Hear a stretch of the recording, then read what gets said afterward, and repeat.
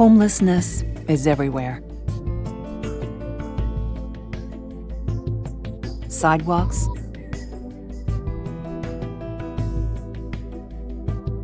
street corners, city parks, and freeway underpasses are often brimming with homeless people.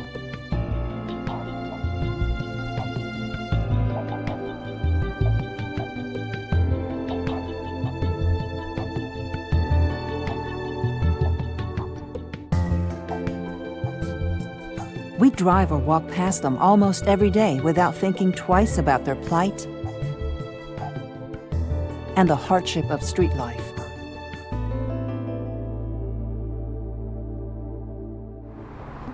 It's not easy being out here on the street because people can come up to you and rob you, kill you, take some of the stuff from you. If you have a phone or a cell phone or anything of that nature or any item, they can take that. And who you gonna call? You know what I'm saying? And they got your phone. Where you gonna go? If they took all your belongings, your clothes and everything like that. So it's not, like I said, it's not easy being out here on these streets, you know, because these streets is dangerous. It's very dangerous. Because you know somebody can kill you and blow your head off or whatever, you know what I'm saying? And that's not good. It's, like I say, it's hard to keep up with your stuff out here. Because if you don't lose it, someone will pick it up.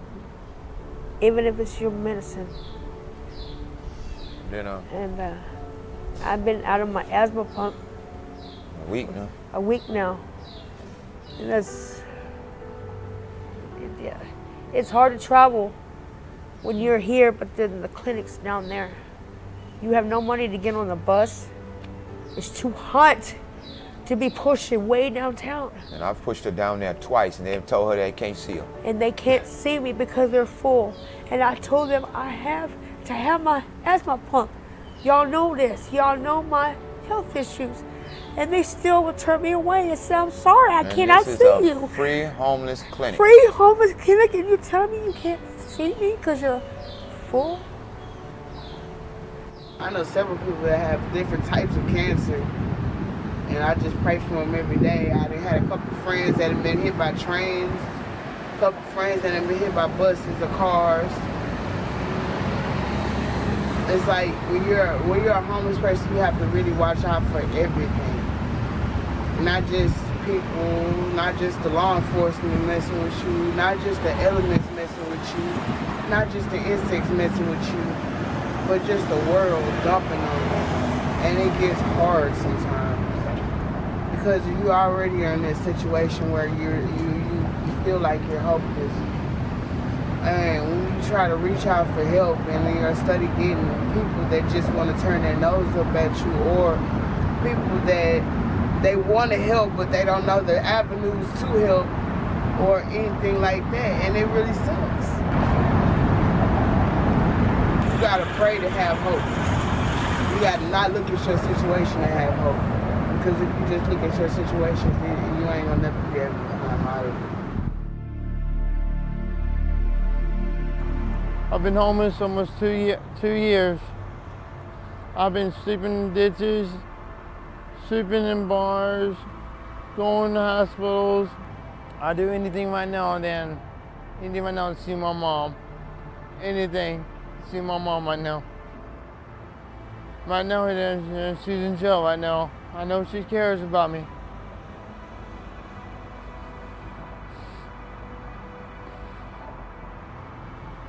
I'll do anything to see her again. My mom knows that I love her. She's always been in my heart.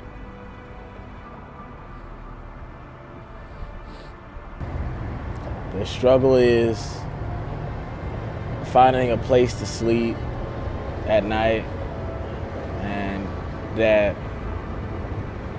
you don't know when your next meal is coming. There are people that do help people, but you gotta be in the right place at the right time, I should say.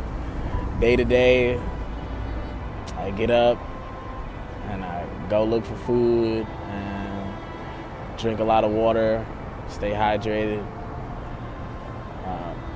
find some people to associate with that know or have been homeless for a while that will point you in the right direction to go get food or shelter.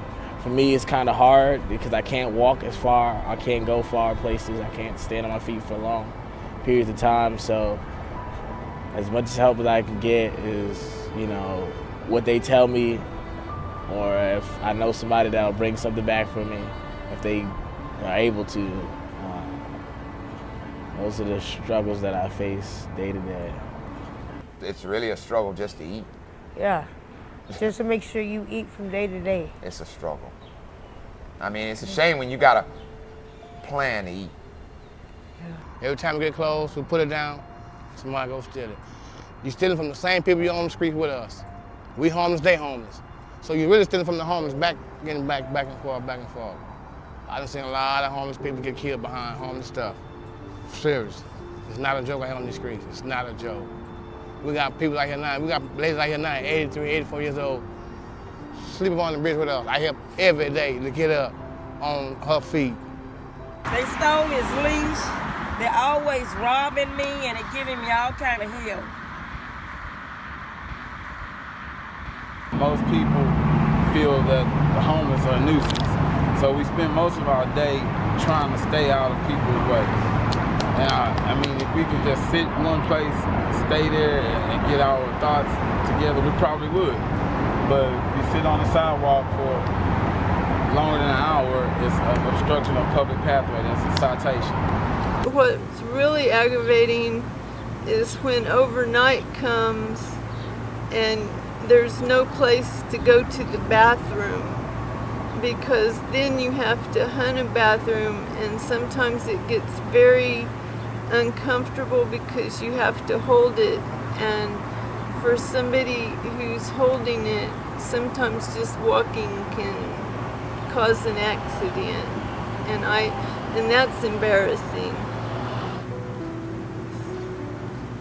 She can't even, like when she's laying down on the ground at night, she can't get up on her own. I gotta pick her up. He has to help me pick me up because I can't get up. And then when I have to get up, I was like, if I gotta use the bathroom in the middle of the night, I have to feel bad. But I have to wake him up, like, can you help me up? He'd be like, okay, and he has to help me up so I can get up off the ground. Really, it's not a lot of shelters, period. I'm gonna be honest. It's not a lot of places for people to go. They're not really trying to find places for people to go. They say they're trying to help, but really they're not. You go to a shelter, you're liable to get turned around. You have more hope of just staying on the street consecutively than trying to get into a shelter every day. Because you're every day that you try to get into a shelter, it's liable to never. Somebody probably got there just before you did and got that spot, or it's just not enough room. And even if we did go to shelter, they put you out. 5 in the morning. 5 o'clock in the morning. You have to stay out there until 3, 4 o'clock in the evening. So you're out here wandering these streets. That's the case. You might as well stay out here. Yeah. She would be on one side of town, and we'd be on the other. It's like the women's shelter is on the east side, and the men's shelter is on the north side. So I would have to make a 20, 30-minute travel just to come and get her. But they need to put more shelters out here. And as big as this place is, for couples. For couples. We were stuck right here through the last storm. Harvey. Harvey, when the water rose. 4 days, right here. Right here. There's been times when that water rose up to here, we had to walk through it, where we lose everything. Blankets, all our bags, we were going down the water. We had to start all over again. Being in the streets, being homeless can stress you out. It can put you in a mental state. It can put you in a physical state, emotional, spiritual, however you look at it. I feel that you have to have your mind frame right. And I was just blessed to have a good mind frame, to have positive people around me that were motivating me. And even some days when I didn't want to get up and I didn't want to be bothered, I had people sitting there saying, come on, we got to do this, we got to do this. So yeah, it does get frustrating at times. It does get hard. It's not gonna say that some days that I haven't had times that I want to just scream, break down, and cry. We argue behind nothing because we're out here, but it's all right. So we blessed every day because we walk around here and we see some people laying around out here with no clothes on and no cover and no shoes. And they on the ground. Like That's sad. The other day, see him laying on the ground. This dude was walking down the street. His clothes were torn. Had one sock on, one sock off, and no shoes. And I'm thinking, how's he walking on this hot concrete with no shoes? And he was. But he was determined to get them cans to feed himself. Because that's his hustle, picking up cans. There's some people like that. They don't like to ask nobody for no help. So they try to find a way to make money, even if it's picking up cans and bare feet. You know, I wouldn't wish that upon nobody. Nobody. It could be my worst enemy. I don't wish his life upon nobody. But what are the causes of homelessness? To find out more, our producer Fabrizia Faustinella set off to interview several professionals with expertise in the field. Oftentimes it's underemployment, lack of employment, medical crisis, loss of child care, inability to pay for child care, evictions, maybe the family member with whom you were living has died and the other family members who inherit the house decide to sell it and you no longer have somewhere to go. I became homeless because my mom passed away. I'm chronically homeless because I had a death in my family. You know, I was staying with my mom. She was my supporter, you know, and went to prison for a couple of years. And, you know, I lost her while I was in there on the deck. And I came home and I ended up being homeless. Everybody's story is a little different, and that's certainly one of the things we talk about. I think loss of employment tends to be the major one at some point in time. I became homeless due to a car accident. I had 2 jobs, so the car accident really immobilized me and my family. I did have a job. Like I said, I had 2 jobs. I was working for the downtown theater district in Houston, and I was working for Specs. My mental health status has changed due to the car accident. I've been depressed because I can't work. I'm used to working. I've been working since I was 14 years old, so this is a lot different to me.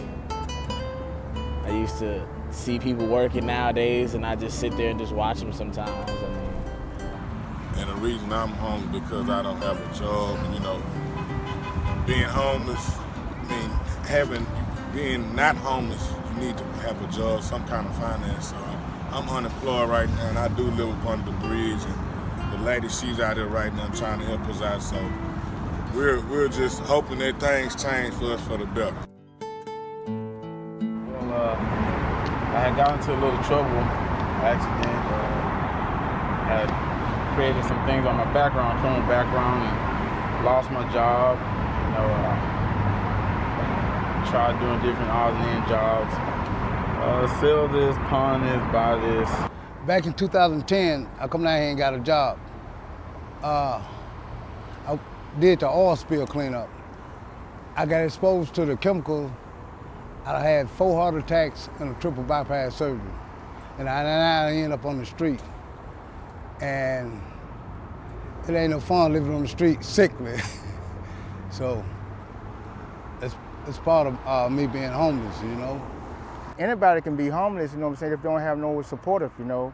I was working at the airport for about 2 or 3 years, but the thing is, I started, you know what I'm saying, selling weed and all that stuff, and got caught up and went to jail, and I lost my job and got put back out here on the streets, you know what I'm saying. And sometimes there's a major family conflict, a kind of a falling out with the family where you were living or with your spouse or someone you're living with, and suddenly you're no longer able to live there. Nah, they don't want to see me here. It's just burned too many bridges in my life. You know, after you burn too many bridges, there's no going back. And I've been trying to call my family saying, I need help, I need help. They will not answer the phone for me. I never had no real support with the family, and the support was something that I didn't have. My ex-wife cleaned out our bank account, checking account, sold her car, took my car, and I have seen her or my vehicle since. I've not seen them. So, and I was stuck with probably $7,000, $8,000 worth of bills. So, which I still owe on. I think certainly mental health issues can play a part of that. Someone who may have gotten off their medication for a while and may not be functioning as well. I think certainly domestic violence, history of abuse plays a big part of that. With a history of that, when a crisis comes, that there may not be the safety net there for that particular person, considering what's happened there with the family. And there are some with recovery issues have kind of played a role. And usually it's a number of factors that are coming together all at once that's formed a crisis. You know, you have some that have drug addictions, have alcoholism. I'm just one that don't have either or. I just got into a bad situation and I'm trying to outcome it. So that's that. A little bit of my story. I became homeless after I got out of an abusive relationship, and it led me to become homeless. I caught my first husband cheating on me, and he was doing drugs. Then he got violent. So when he got violent, the police told me, we don't know what he's on, so you need to go visit relatives. And I'm homeless because I'm addicted to drugs, and drugs have made me lose everything in my life. And I still choose to do drugs, and I'm still homeless. And I was on heroin. It was horrible. So I don't want to go back to that. I had an issue and problems of drug usage and, getting addicted to the way of street life, living and stuff like that. I got homeless because I was using the stuff, the partying days, all the days. I'm done. I'm finished. I just want to get help. We know that drug use is something that happens. It can be prevalent, but I also know that it is not the only reason that people are homeless. It is sometimes a consequence of it, not a cause. When you're looking at our youth, a lot of our youth are running away from homes because they are being victimized, they're being bullied or molested. Had a pretty good life, somewhat, but at the same time, my childhood was not good.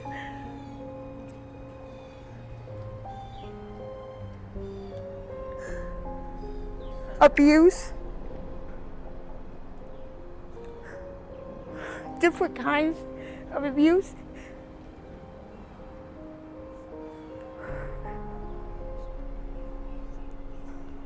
I mean, it was a church-going family, but it wasn't a perfect family. Far from it.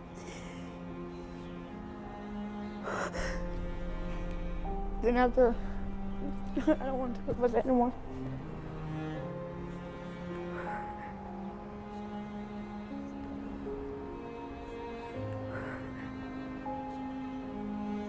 All like I said, my parents did was drink. I ran away from home when I was 10 years old. I've been here in the streets since I was 10. I've raised myself. As I said, I was adopted. And I found out that when I was 2 years old, or 2 months old, I found out that my adopted mom had threw me in the trash. My mom had threw me in the trash when I was 2 months old. And I've been living with that all my life. I think the cost of housing has become another issue as that rises, even if you have basic minimum wage employment to maintain housing. We should be spending somewhere around 25% of our income for our housing. If you're limited in your income, you could be spending 80 or 90% of your income for housing. So when you get your food, and then if there's a major crisis, financial crisis, then suddenly you can't pay your rent and suddenly you're no longer housed. So those are big ones. Usually it's a number of factors that are coming together all at once that's formed a crisis, and then there's been kind of a break, and then someone becomes homeless. But then there are also, very impactful and more systemic problems. So for example, the American way for incarceration is not to rehabilitate, and is not to support rehabilitated living once released. So all of our resources go into a punishment during the time of incarceration, and then people are just let out and bused to wherever they want to go with no supports. And so where perhaps through different nonprofits or other types of prison ministries, people had really potentially made some positive changes in their lives during their time of incarceration, and then they're released back to no safety net and complete desperation. And we all know that when we're stressed, we don't necessarily act like our best selves. I've been in and out of jail several times. I'm talking about city jail, Harris County jail, state jail, the penitentiary. I've been to prison 14 times here. I've been in prison more than anybody in this state. It's mainly because of my parents, I don't apparently blame them. I've grown out of that, blaming them. I take full responsibility for my criminal life. I had gotten a little trouble, accessory to shoplifting, which I was innocent, but I was caught with the wrong person. So I had to go to juvenile. I've been to jail. I've been county, state jail, yes. Haven't been in no trouble in 3 years. Only because I'm tired of going. I'm tired of getting in trouble.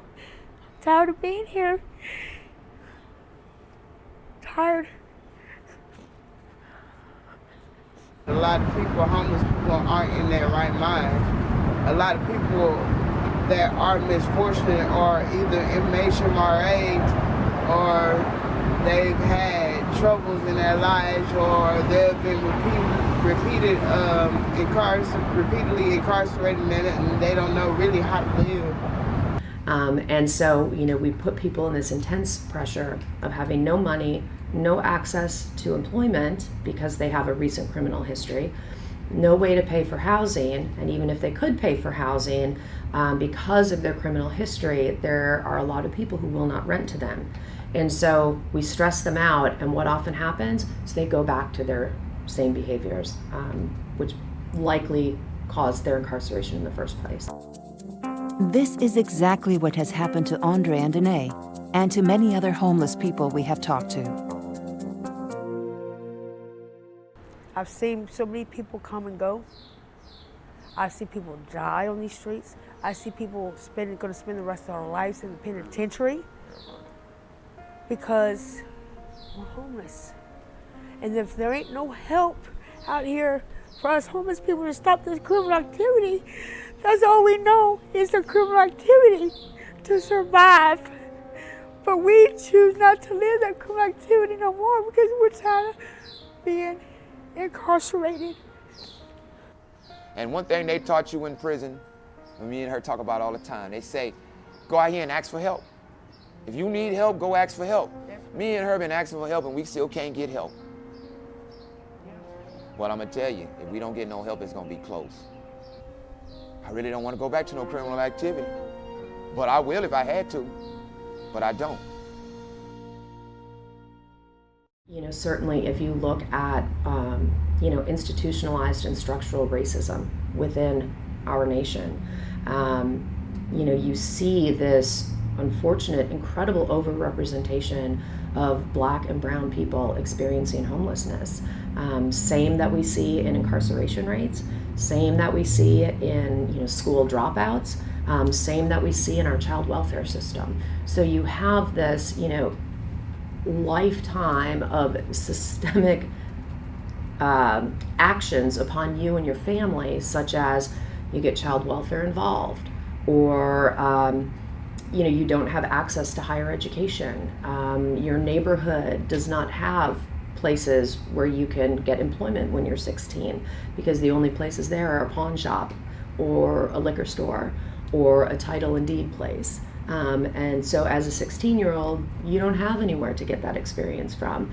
And so when people early on miss out on these experiences of inclusion and of being able to be part of generating income, that lasts throughout their time into adulthood. And oftentimes it results in not just unstable housing and kind of hopping from place to place or staying here and there or wherever, but also to literal homelessness, being unsheltered on the streets or in an emergency shelter.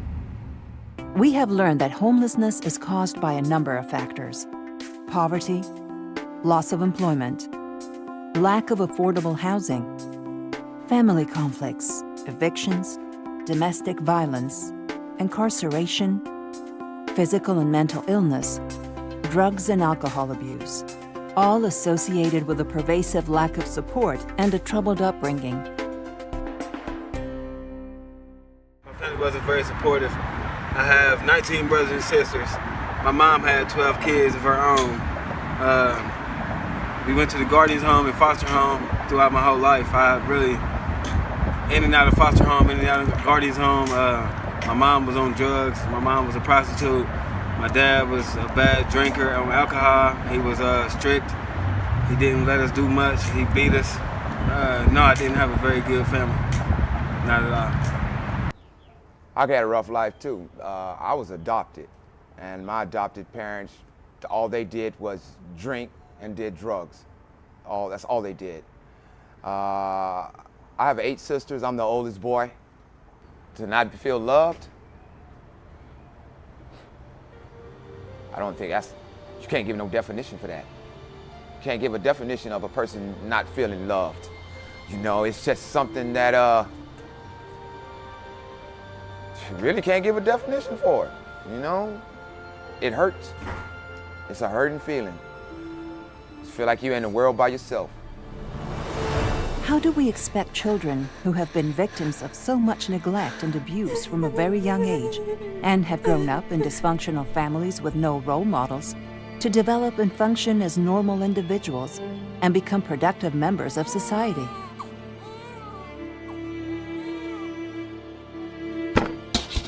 Let's hear from Ms. Britton, our expert in complex trauma, psychotherapy, and child psychology. When children do not have an environment that is healthy, that is nurturing, and that is safe and consistent, and experiencing on top of that a large amount of child traumatic stress or abuse and neglect, extreme poverty, impaired caregivers, it stunts their cognitive growth, their physiological growth, and emotional growth.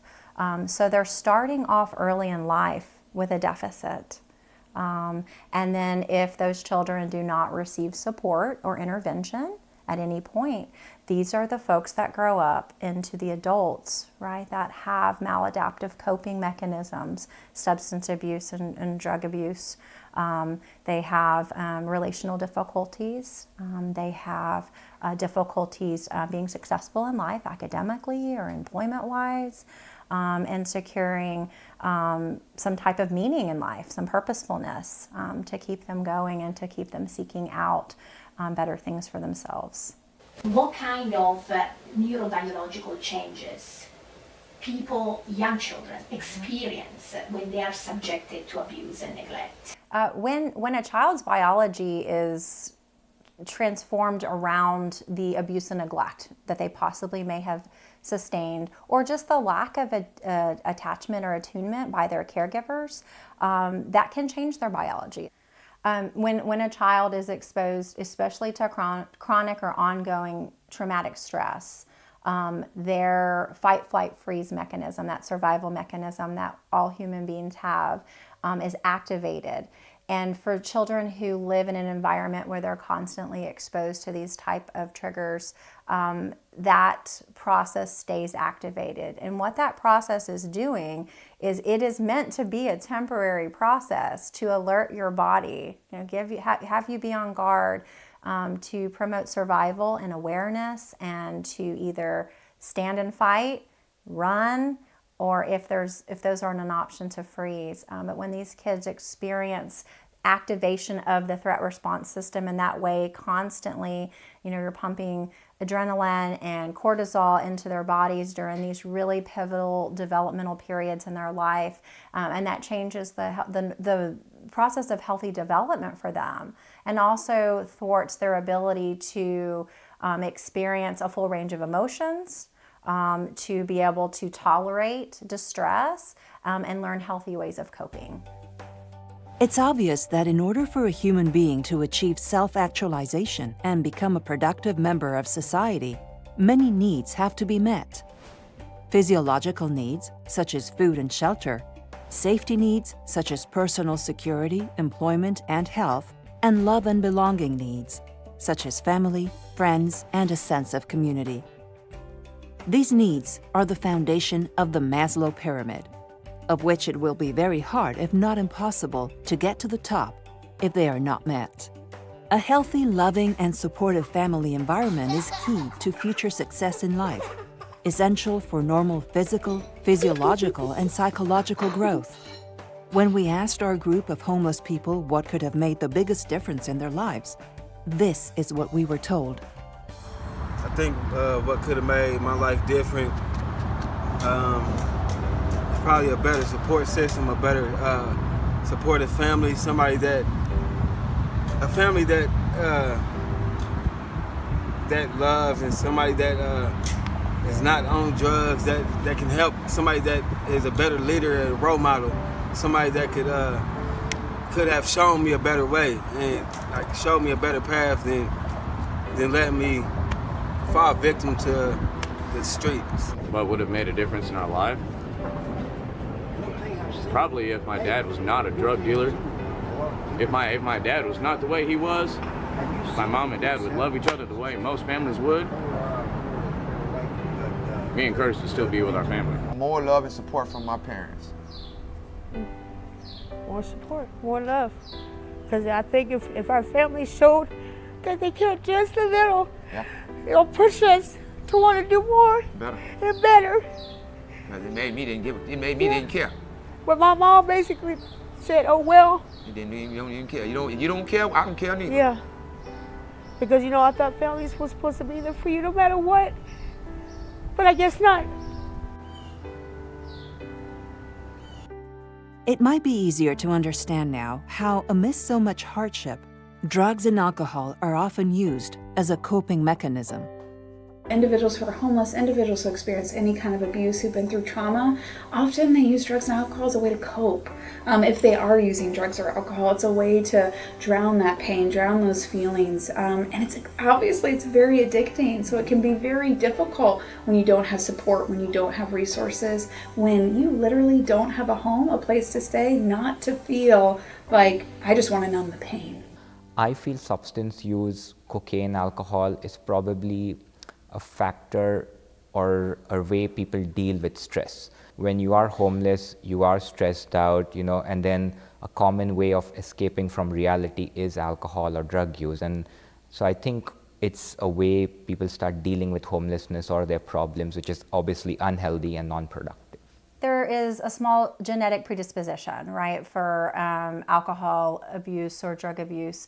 But primarily what I'm seeing, especially in my work, is that this is oftentimes what people will turn to cope, right? Where they're trying to numb the overwhelming internal experience, especially from a traumatic experience that they live with day to day, triggers, hyperarousal, paranoia, just an overall anxious disposition. And then there's oftentimes depression that's paired with trauma, and or if they meet criteria for something like PTSD. It can be quite overwhelming, and it definitely impairs functioning. That kind of starts a cycle of just dissatisfaction with life, self-deprecation, and then alcohol and drug abuse sometimes can become primary in terms of being able to function day to day for some people. What keeps people from moving out of homelessness? It's very, very difficult once people have reached the point where they're literally homeless. For a certain subset of folks, it can be very, very challenging to overcome the obstacles of getting your documentation, getting a birth certificate, paying for a birth certificate, having somewhere for a birth certificate to be sent if you're out of state, managing and getting through and being able to get all the documentation together to get a Social Security card. As we know, you need a social security card and a birth certificate and some sort of proof of residency in order to get your state ID or your driver's license.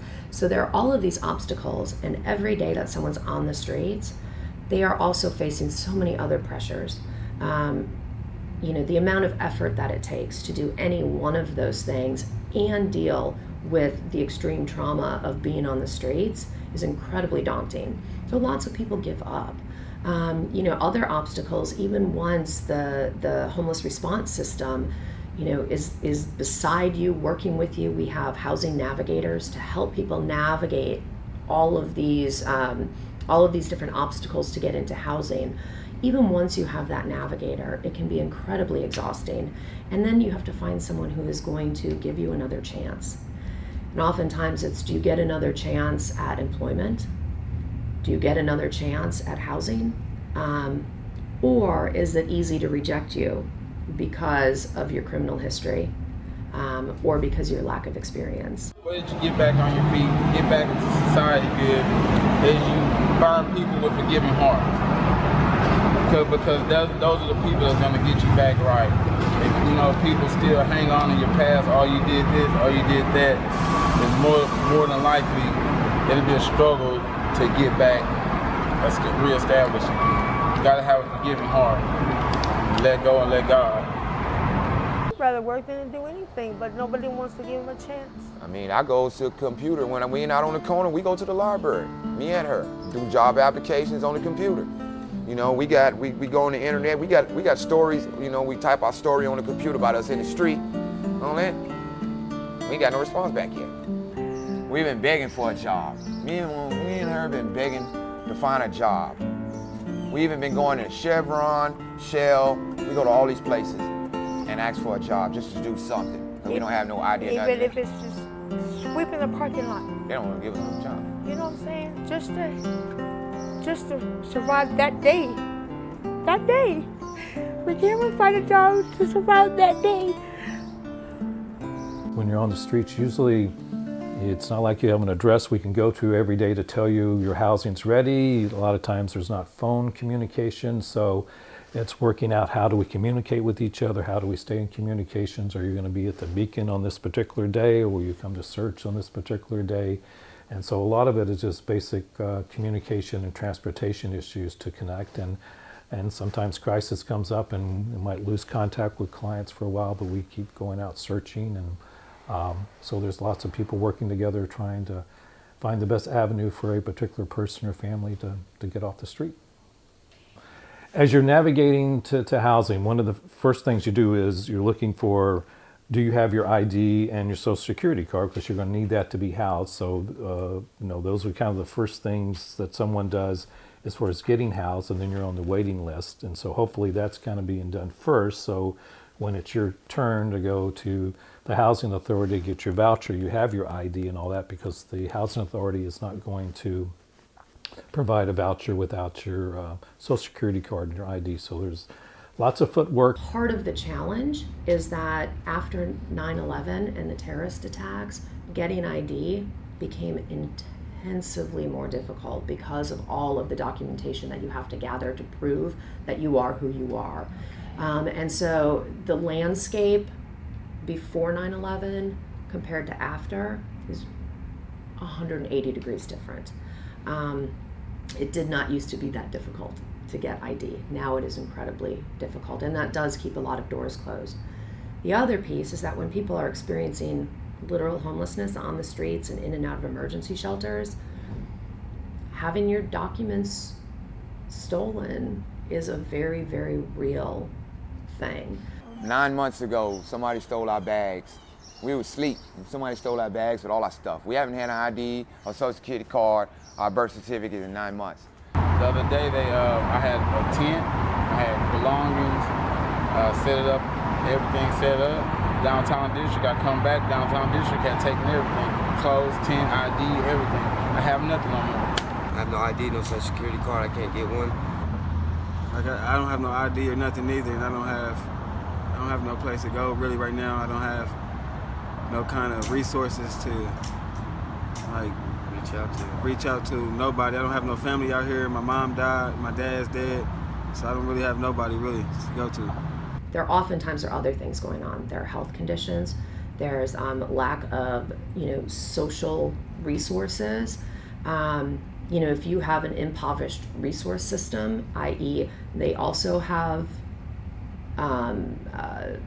here and there employment, they're struggling with housing, they're trying to, meet ends, there's nothing extra for you. And then if you have any physical health issues, if you have any co-occurring mental health issues, and then heaven forbid you develop a substance use disorder on top of all of that, which for many people is a coping mechanism, and maybe the only coping mechanism that they ever had modeled for them in their lives. As we all know, access to mental health care is very difficult. Access to substance use treatment is almost non-existent. And then access to timely and ongoing physical health care if you're dealing with diabetes and hypertension. It's very, very challenging. I think we are all one decision or one circumstance, one life choice away from potentially being homeless. And so, of course, every case is unique and different. But looking overall at the clientele that we have had the opportunity to serve, because it really is an opportunity, a lot of the struggles that they experience are going to be along the lines of mental health issues. I know there's been a big push in our community to continue providing additional services and have more funding for that, because I believe that is a big barrier. Mental health that is obviously can very much be maintained, but when not taken care of for so long can cause people to make decisions and choices that can really impact their lives. And so mental health is a big thing that we see.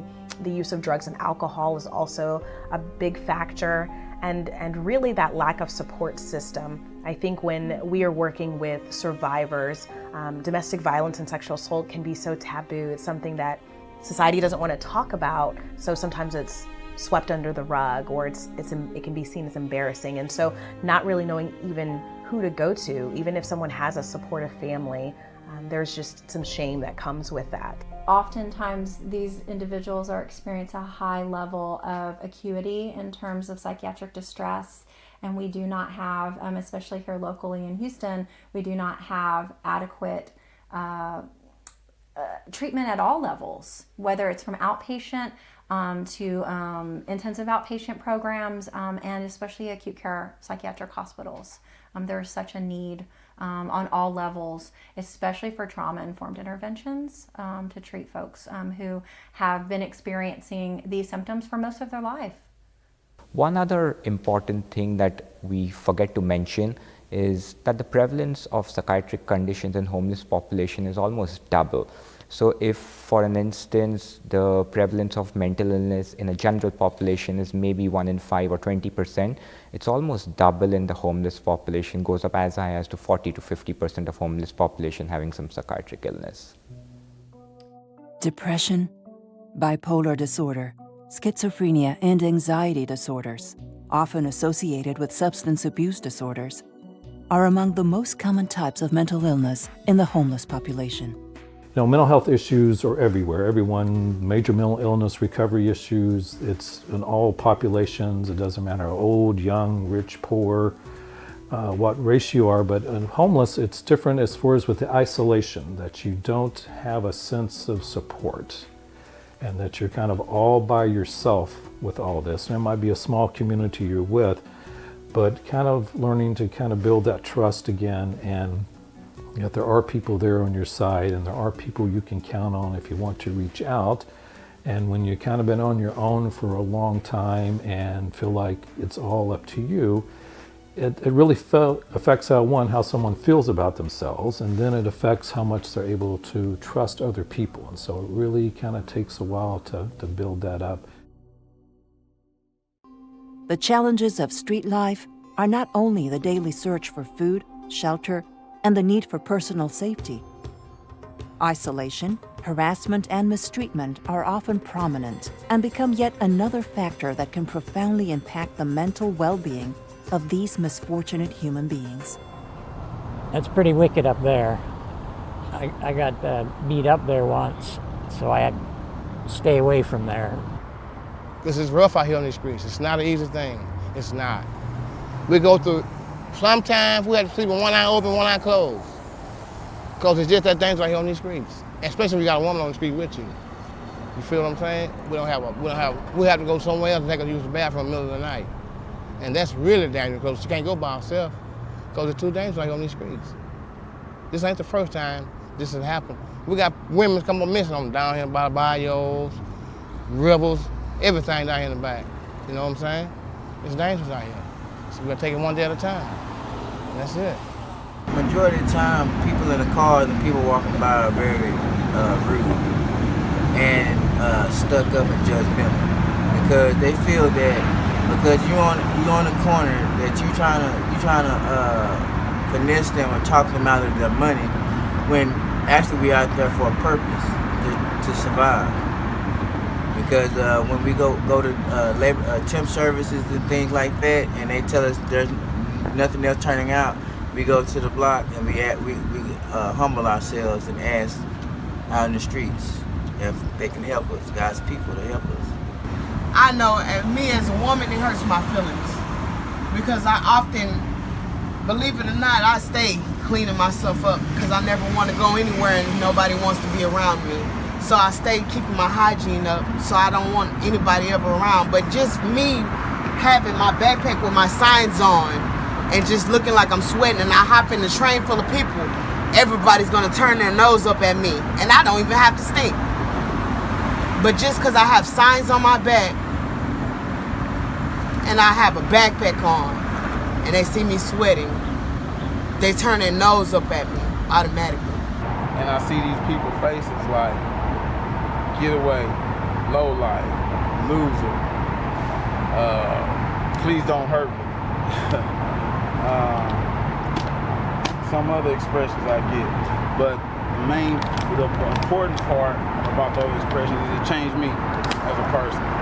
So whenever I do get back reestablished, whenever I am back inside the car, looking on the other side of the cup, I'll be more prone to help.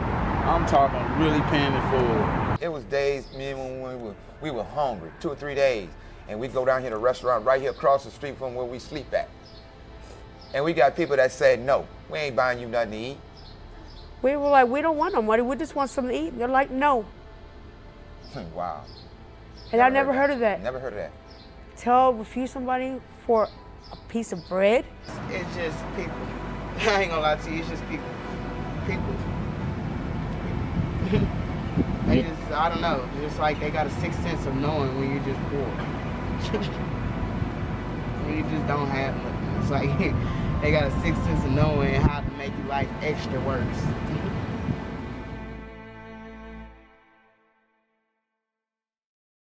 I mean, you walk around with a backpack and people scared of you. Yeah.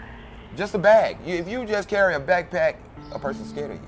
Because before I ate a bit like this, they used to look at me like that too. You walking normally carrying a backpack, oh, homeless people, oh my God, let's go the other way. Yeah. Then you got your shitty ones. That look down on you, think you're a piece of trash.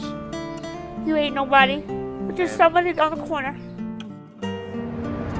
As you can see, I sleep at a bus stop. People come sit at the bus stop and will tunnel vision me. They will act like I'm not even here. People walk past the bus stop and act like I'm not even here. Just buses pull up to the bus stop and act like we're not even here. You know, so I'm not the dark side of the moon. I don't want to be ignored. People don't see you. They don't care to see you. They're not trying to see you. They're not trying to do anything. They just look past you like you don't exist. That's what tunnel vision means. So a lot of people do tunnel vision. I guess it's easier for them. Then they accept that anything that the world is not as perfect as it seems. How can we afford as a society to ignore homelessness? Not responding to people experiencing homelessness is a very expensive intervention or lack thereof. You know, you're looking at, public health issues. Across the country, there have been in like high density encampment areas, There have been hepatitis outbreaks. There have been tuberculosis outbreaks. That leaves everyone vulnerable, not just people who are experiencing homelessness, but in the community in general. You also have, the cost of cleanup. When there isn't access to appropriate hygiene facilities, toilets, showers, hand washing stations. People use the outdoors, and so that needs to be cleaned up on a regular basis. And then, you also have the cost of incarceration and of policing. People who are living their lives unsheltered oftentimes do the same things that people do who are sheltered. Like, they might drink, or they might not take care of their trash. But when you're doing those things and you're unsheltered, you're in the public eye. And so there's, this over-incarceration around people who are experiencing homelessness because everyone can see what they're doing. And so, if you write a ticket, someone with no money who's experiencing homelessness on the streets is not going to be able to go pay that ticket. So the fines are going to keep working up. Eventually it's going to go to a warrant. Once that person gets another ticket and the police run them and find out that, oh, you have a warrant, then they have to take them in. The cost of booking them, the cost of keeping them for 72 hours to sit out the warrant, that's all at our taxpayer expense. And that and emergency rooms, having EMS come, transporting people to emergency rooms because they don't have reliable primary health care, because they're not in a stable enough place where they can make it to an appointment and maintain that healthcare relationship. Heck, if you're living on the streets, you can't keep insulin. You can't get prescriptions filled and hold on to prescriptions. So, hypertension is untreated, diabetes. So then you're looking at, potential amputations. You're looking at, people blacking out from high blood pressure. And where do you go? You take fire department, EMS, ambulance to an emergency room. None of those costs are being reimbursed anywhere. What we have found, and what we have found nationally, and there's incredible data to support this, is that housing, permanent housing, is a powerful and cost-effective intervention. It's not the only intervention. Once people are in housing, you need to match that with supportive services. So maybe case management, community health worker, physician's assistants, social workers, chemical dependency folks, peer specialists to help support that person in housing. But just the intervention of permanent housing is powerful. They find that people with serious mental illness, with active substance use disorders, with physical health conditions, all of those things improve once somebody is in permanent housing. Healthcare is not a big concern when you don't have food and a shelter to stay with. And obviously people who are homeless don't access care, obviously are much more sicker than the general population. The price of taking care of a sick homeless patient in the emergency room is much, much more expensive than a price of taking care of a healthy person in an outpatient office. So yeah, homelessness leads to medical complications, leads to increased deficit in our healthcare budget. So yeah, it becomes an expensive problem going forward. As we continued interviewing our experts, possible solutions to the daunting problem of homelessness were discussed, such as job training, employment, affordable housing, access to mental health services, medical care, better support systems, and rehabilitation services. What can we do as concerned citizens? How can we contribute to the solution of the problem? When we think about being worried about giving money to folks who are on the street, I think just looking in your hearts and thinking, what do I have? Keeping a thing of water bottles in your car. That's what I try to do, give out water in the summer. Take them, bring them some food. Say, hey, there's a McDonald's right there. Can I drive through and get you something? Do you remember what happened to Andre and Danae? Please, don't behave like that. Food, water, resources. Say, hey, looking them in the eye. Not feeling like, oh, I don't want to look at them because I don't want them flagging me down. they're human beings who deserve respect and kindness, and even just a hi, how are you? I hope you're doing okay. Here's a thing of water can mean the difference for someone who otherwise people are ignoring their gazes and looking at them like they're less than.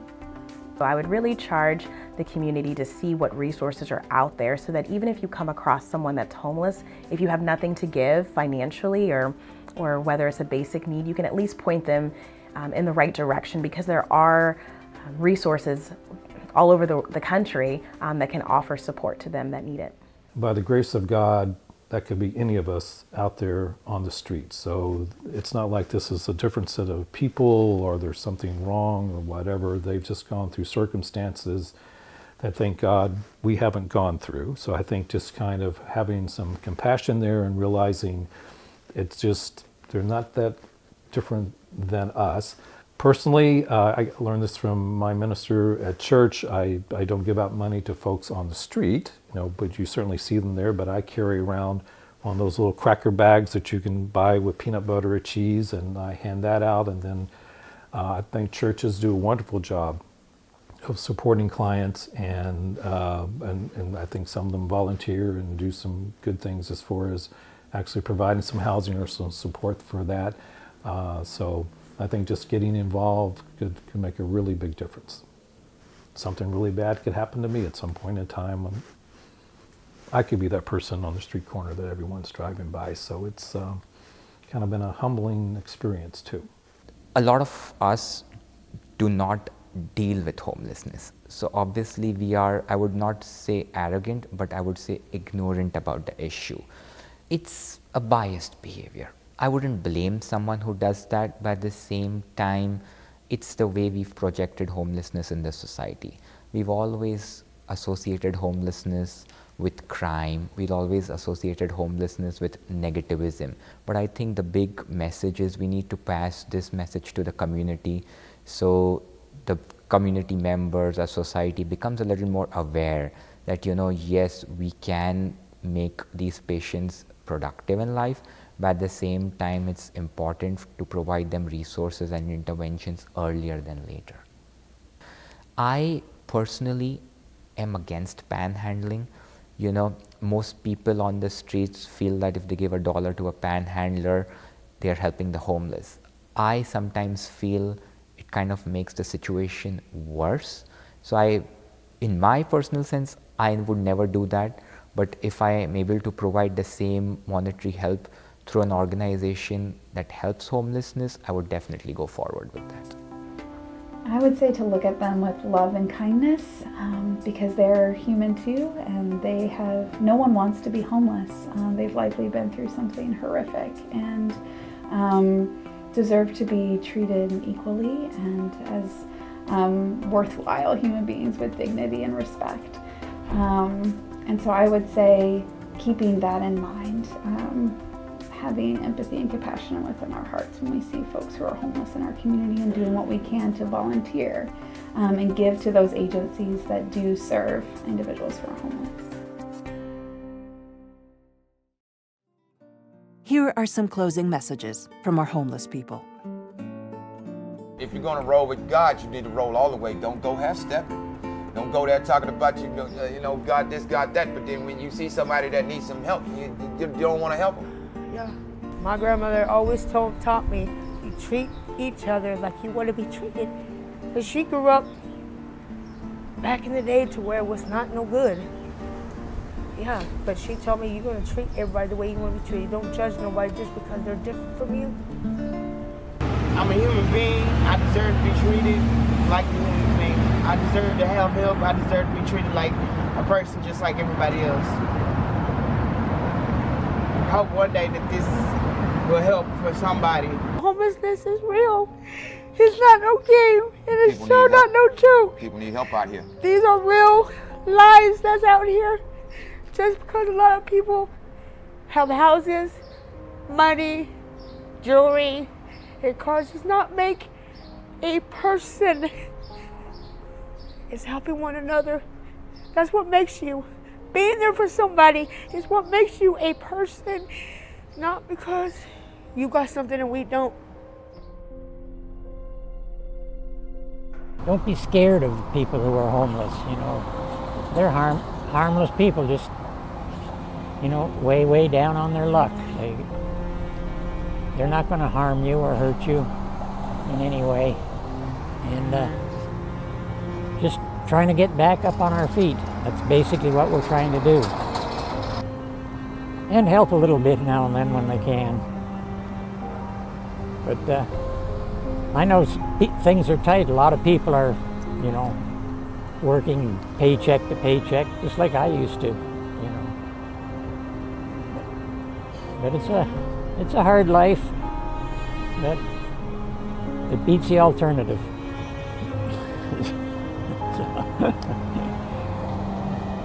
That's about it. That's all I can say, really. And thank you for hearing me out.